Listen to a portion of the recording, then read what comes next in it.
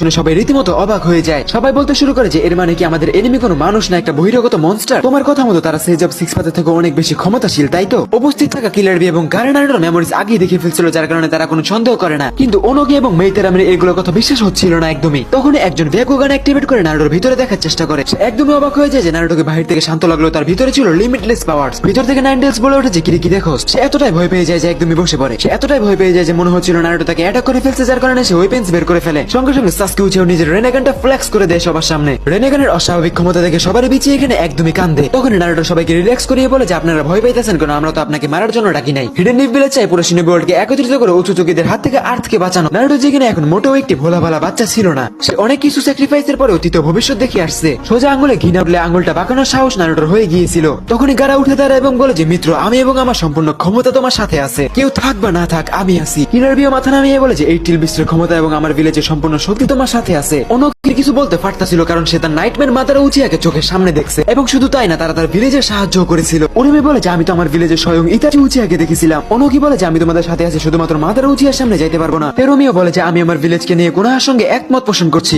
অনকি বলে যে আরে ভাই নারুটো, তোমার মধ্যে আসলে অনেক স্পেশাল কিছু আছে। নারুটো তুমি শুধু মাতারা উচিয়াকে বলে দিও যে আমাকে যেন কিছু না বলে। নারুটো বলে যে আরে চিন্তা করিয়েন না, মাদারা স্যার আপনাদেরকে কিছুই বলবে না, আপনাদেরকে অনেক শুকরিয়া সাথে থাকার জন্য। তখনই মিটিং এর অর্গানাইজার মিফু সামনে আসে। সে বলে যে আমি তো ভাবতেও পারিনি 5 গ্রেট নেশন আবারও একত্রিত হইতে পারে। এখন সময় এসে গেছে আমরা সবাই একত্রিত হয়ে এনিমিজদের সামনে রুখে দাঁড়ানো। সবাই বলে যে ওকে ঠিক আছে, মানলাম সবকিছু, কিন্তু এখন আমাদের কমান্ডার কি হবে? এখানে প্রত্যেকের চোখ হিডেন লিফ ভিলেজের হোকাগে লেডি সুনাডের কাছে যেয়ে আটকে যায়। যখন কথা ওঠে লিডারশিপের, তখন লেডি সুনাডে একদমই পারফেক্ট কমান্ডার, যেমন বড় তেমনই ক্ষমতাশীল বুদ্ধিমত্তা। সুনাডা বলে যে হ্যাঁ আমারই বড় এবং আমি বড়, মেনে নিলাম আমি তোমাদের কথা। আমাদের এখন থেকে একটাই শত্রু যাদের আমার ধ্বংস করতে হবে, ওচুচুকি ক্ল্যান, যারা শিনোবি ওয়ার্ল্ডকে ধ্বংস করে ফেলতে চায়। আমরা তাদের ধ্বংস করে ফেলবো। লেডি সুনাডের জিনিস এবং চেতনা দেখে পুরো অ্যালায়েন্স শিনোবি ফোর্স উত্তেজিত হয়ে যায়। সুনাডা বলে যে একটা টিম যাবে এবং অনেক বেশি স্ট্রং প্রোটেক্টিভ ব্যারিয়ার বানাবে, আরেকটা টিম ওচুচুকিদের প্রত্যেকটা মুভমেন্টে নজর রাখবে এবং ইনফর্ম করবে। মিটিং শেষ হতে প্রত্যেকটা লিডার এখানে নিজেদের ভিলেজে চলে যায়। অন্যদিকে নারুটো এবং সাসকে ওরোচিমারোর বেসমেন্টে চলে যায় সঙ্গে সঙ্গে। এখন সময় হলো ইশিকির সঙ্গে ঘটে যাওয়া ঘটনার বদলা নেওয়া। এই মুহূর্তে নারুটো এবং সাসকের প্রধান লক্ষ্য ছিল ওচুচুকি ইশিকির লোকেশন খুঁজে বের করা। নারুটো কিছু এমন জায়গা গেস করে যেখানে ইশিকি ওচুচুকি থাকার সম্ভাবনা আছে। নারুটো বলে যে তোমরা প্রত্যেকে ছড়িয়ে ছিড়িয়ে যাও, আমাদেরকে যে কোনো মূল্যে ইশিকি ওচুচুকিকে খুঁজে বের করতেই হবে। ইশিকি ছিল একটি গুহায় যেখানে সে টেন্ডিল বিস্টকে ছোট করে আটকে রেখেছিল। বাকি সবাইকে এমন জায়গায় পাঠায় যেখানে নারুটো গেস করেছিল যে এখানে ইশিকি থাকতে পারে। সবাইকে নিজেদের দায়িত্ব বুঝিয়ে দিয়ে সবার হাতে নারুটো একটি করে ফ্লাইং থান্ডার গড কুনাই ধরিয়ে দেয়, এবং এটাও বলে দেয় যে ইশিকির দেখা পেলে ডিরেক্ট ফাইটে না যেয়ে কুনাইয়ের মাধ্যমে সবাইকে সিগন্যাল জানিয়ে দিবে। সবাই নিজেদের মতো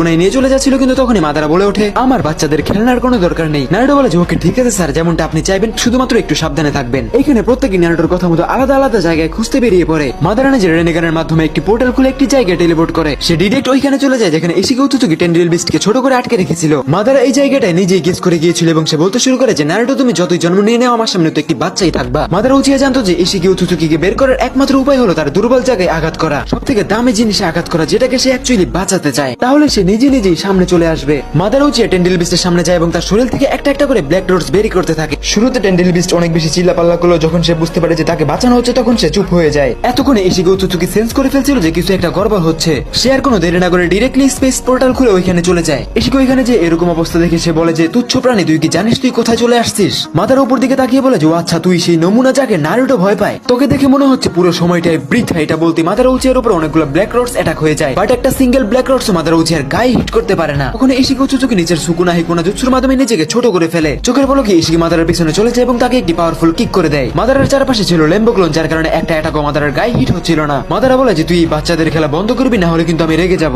সঙ্গে সঙ্গে মাদারা উচিয়া শেজার স্ট্রং ফায়ার রিলিজ দিয়ে অ্যাটাক করে দেয়। এই অ্যাটাকটা যে কোনো কিছুকে কেটে ফেলতে পারে, কিন্তু ইশিকি ওচুচুকি আবারও নিজের সাইজ ছোট করে ফেলে। দেন ইশিকি ওচুচুকি নিজের দুই জুৎসু অ্যাক্টিভেট করে মাদারার প্রত্যেকটা ল্যাম্বো ক্লোন দেখে ফেলে। ইশিকি মাদারা উচিয়ার স্ট্র্যাটেজি বুঝে ফেললো। মাদারা উচিয়া ইশিকি ওচুচুকিকে চারপাশ দিয়ে ঘিরে ফেলে। তখনই মাদারা উচিয়া নিজের ইন্দ্রত্ব 3 হেডেড ট্রু সুসানো অ্যাক্টিভেট করে ফেলে। হঠাৎ ইশিকি অনেক বেশি নার্ভাস হয়ে যায়, কারণ উপর থেকে লাইটিং স্পিডে কিছু একটা তার দিকে আসতেছিল। উপর দিকে একটি জায়ান্ট বিশাল উল্কাপিণ্ড নিচের দিকে নামতেছিল। এটা এতটাই বড় ছিল যখন ফিউচারে মাদারা উচিয়া 4 গ্রেট নিনজা ওয়ারে উল্কাপিণ্ড সমন করেছিল। এইখানে মাদারা উচিয়া এবং ইশিকি ওচুচুকি দুইজনই বিপদে পড়ে যায়। তাদের দুইজনের কাছে বাঁচার জন্য স্পেস পোর্টাল ছিল, কিন্তু মাদারা বুঝে গেছিল যে এই ব্যাককল ইশিকি এটাকে আটকানোর চেষ্টা করবে, আর ঠিক তেমনটাই হয়। ইশিকি একটি জাম্প করে এবং নিজের দুই জুৎসুর মাধ্যমে সেই উল্কাপিণ্ডকে ছোট করার চেষ্টা করে, আর সে সেটাকে ছোট করেও ফেলে। আর এটা দেখে মাদারা উচিয়া বুঝে ফেলে যে ইশিকি ওচুচুকির পাওয়ার লেভেল ঠিক কতটা হইতে পারে। পারে। মাদারা উচিয়া এতক্ষণে বুঝে গেছিল যে ইশিগো সুজুকির পাওয়ার এবং স্ট্যামিনা একদমই ইনসেন। এতক্ষণে মাদারা উচিয়ার ল্যাম্বো ক্লোনের সময়ও শেষ হয়ে গেছিল, যেগুলো সব তার শরীরে ঢুকে পড়ে। ইশিকি মাদারা উচিয়ার দিকে তাকিয়ে বলে যে ও আচ্ছা, তোর ক্লোনগুলো টাইম লিমিটেড ছিল, আচ্ছা ভালোই।